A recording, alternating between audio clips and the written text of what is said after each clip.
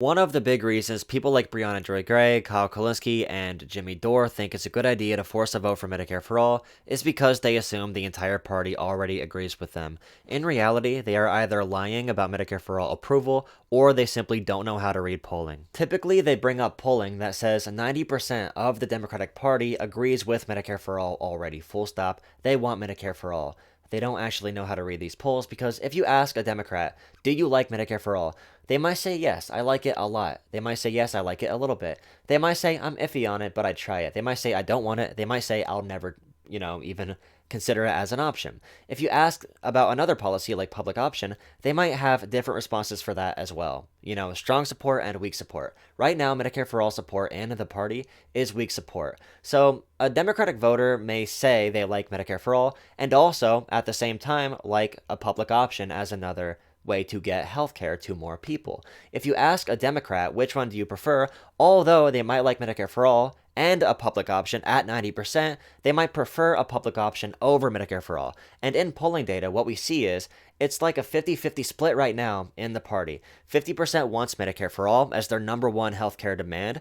50% wants a public option. So it's half and half. Now, it's really important to understand this information because if you think the entire party already agrees with you and it's only a corrupt establishment that's in your way that won't bring it to a vote, then you think the work's already done when it comes to convincing people like Breonna Joy Gray says here. This is a really crucial part of the argument that I think a lot of folks who aren't on board are missing.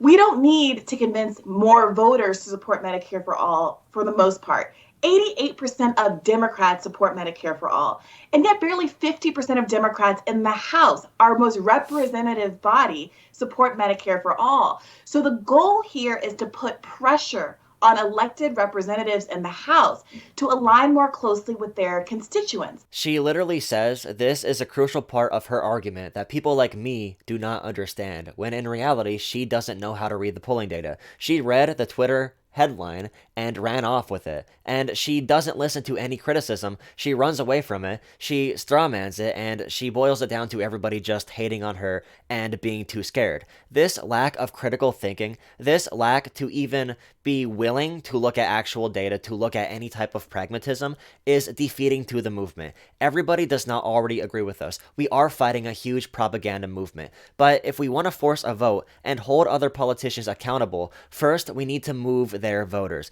If those voters are for a public option, bringing Medicare for All up to a vote doesn't hurt them at all because their voters don't want it. But again, this is the foundational reason they support forced to vote, and they have it wrong.